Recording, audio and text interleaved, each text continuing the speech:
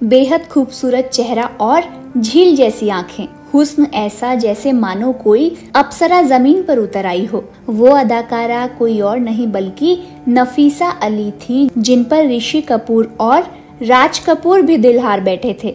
मौजूदा समय में नफीसा अली कैंसर जैसी जानलेवा बीमारी के चलते चर्चा में बनी हुई हैं। वो कैंसर की चौथी स्टेज पर हैं और उनकी कीमोथेरेपी होनी है, जिसकी जानकारी उन्होंने हाल ही में सोशल मीडिया पर दी है। आपको बता दें कि साल 2018 में नफीसा को पेरिटोनियल कैंसर हुआ था, जिसका उन्होंने इलाज करवाया था और साल 2019 में उन्होंने कैंसर को मात भी दे दी थी, लेकिन अब फिर कैंसर उनके जीवन में वापस लौट आया है और इस खतरनाक बीमारी के साथ उनकी जंग एक बार फिर शुरू हो गई है। इस बीमारी के चलते फिलहाल अभिनेत्री की हालत ठीक नहीं है। नफीसा की पढ़ाई लिखाई कोलकाता में हुई।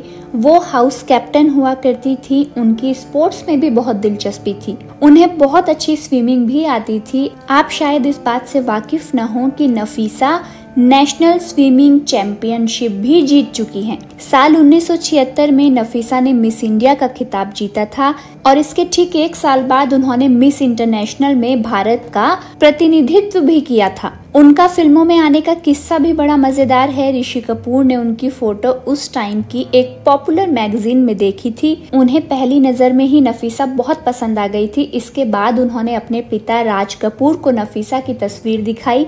उन्होंने नफीसा को बेटे ऋषि कपूर के साथ एक फिल्म भी ऑफर की थी, लेकिन अभिनेत्री के पिता ने इनकार कर दिया था क्योंकि वो कतई नहीं चाहते थे कि उनकी बेटी फिल्मों में काम करे। ऋषि कपूर ने नफीसा की फोटो देखी तो उन्होंने अपने पिता राज कपूर को उन्हें फिल्म में कास्ट करने की बात की। दोनों की जोड़ी फिल्म हीना में बनने वाली थी, लेकिन अभिनेत्री के पिता के इनकार के बाद ये मुमकिन नहीं हो पाया और इसका मलाल आज भी नफीसा को होता है।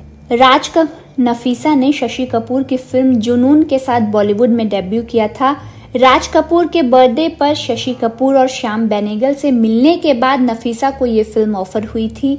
उन्होंने एक इंटरव्यू में बताया था कि उनके पिता नहीं चाहते थे कि वो एक्टिंग करें, लेकिन जब वो 21 साल की हुई तो उनके पिता ने उन्हें अपनी जिंदगी के फैसले खुद लेने की जिम्मेदारी दे दी और इसलिए नफीसा ने मुंबई शिफ्ट होने का फैसला किया। जुनून की शूटिंग के दौरान ही नफीसा की मुलाकात अर्जुन अवार्ड जीतने वाले कर्नल रविंदर सिंह सोढ़ी उर्फ RS सोढ़ी से हुई।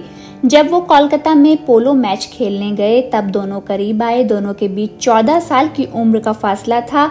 दरअसल नफीसा मुस्लिम तो रविंदर सिख धर्म से ताल्लुक रखते हैं। शादी के बाद RS सोढ़ी जब अपनी पत्नी नफीसा को लेकर अपने घर गए तो नफीसा के घर में घुसते ही उनकी मां ने उन्हें बाहर करके दरवाजा बंद कर दिया और घर में घुसने की इजाजत नहीं दी।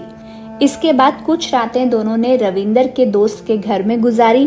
कहते हैं कि नफीसा की सास इस शादी से बिल्कुल खुश नहीं थी और उन्होंने नफीसा को बहू के रूप में स्वीकार करने से इनकार कर दिया था। हालांकि बाद में नफीसा की सास मान गई और उन्होंने अपने बुरे बर्ताव के लिए माफी भी मांगी। सास ने बाद में खुद नफीसा और अपने बेटे रविंदर की शादी बड़ी धूमधाम और पूरे रीति रिवाजों से कराई। आप शायद इस बात से भी अनजान होंगे कि नफीसा ने रेलवे स्टेशन पर चाय बेचने की भी कोशिश की थी। उन्होंने कहा था, मैं छोटी थी और रांची के पास मकलाशीगंज रेलवे स्टेशन पर चाय बेचा करती थी। दरअसल वो जो चाय वाला शब्द था उससे मैं बहुत प्रभावित हुई थी, इसलिए मैंने चाय बेचने का फैसला किया था। जब भी ट्रेन आती थी तो मैं खिड़कियों पर जाकर चाय चिल्लाती थी। मैंने 3 से 4 दिन ये काम किया था। जाते जाते आपको ये भी बता दें कि 68 साल की नफीसा को आखिरी बार अमिताभ बच्चन और अनुपम खेर जैसे सितारों के साथ फिल्म ऊंचाई में देखा गया था।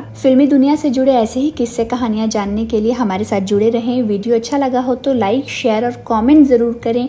चैनल पर नए हैं तो सब्सक्राइब करना ना भूलें, साथ ही बेल आइकॉन को भी हिट कर लें ताकि हमारे नेक्स्ट वीडियो का नोटिफिकेशन आपको मिल जाए। जल्द ही फिर मुलाकात होगी।